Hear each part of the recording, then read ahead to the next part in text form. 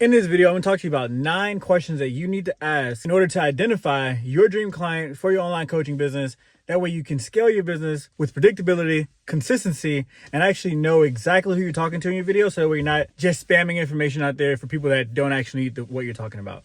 So let's go ahead and dive into the video. Number 1, where does your dream client hang out? This can mean both offline and online. So you want to figure out, are they hanging out on YouTube, Instagram, LinkedIn, TikTok? You name it. What apps, what platforms will you find your dream client on the most?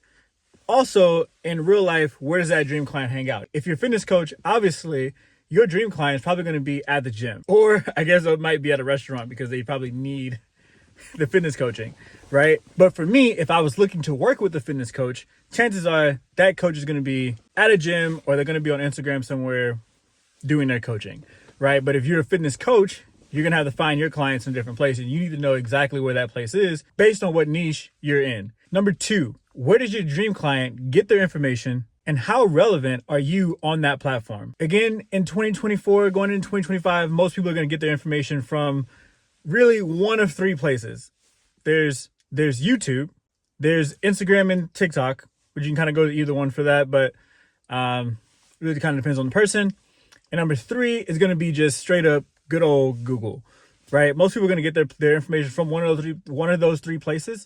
And so your brand needs to be relevant in one of those 3 places, if not all 3 of them. In my opinion, I suggest being in as many places as possible, building a brand, standing out, giving good information, identifying pain points, and solving problems. Each one of these different social media platforms are going to require a different type of video.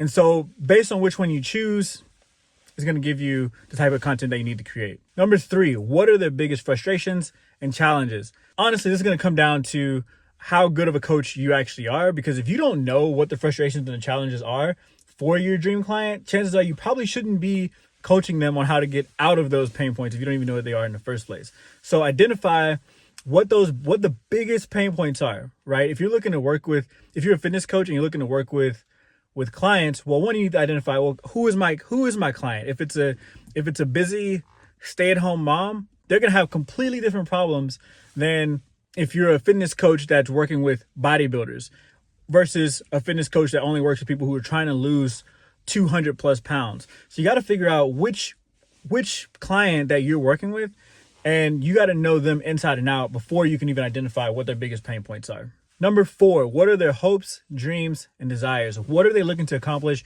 not only with their fitness, but with their life? And how is getting them where they want to go in their goals going to help them with their life? And so with this, kind of like with dealing with the pain points, this is one of those things where you really have to get to know your client past just the initial problem, right? So if you're a relationship coach, you need to figure out, what is that person's goal with getting into a better relationship? Are they looking to get married? Are they looking for flings? Are they looking for, are they looking just for a better relationship that they're already in? You got to know what their endpoints are, so that you can take them from X, the problems and the issues that they're having right now, to Y, their goals and dreams in life. Number 7, what phrases and languages do they use? This one's going to be a little bit more tricky, right? So you want to be able to fit in with these people, so that way you don't feel like an outsider when you're talking to them.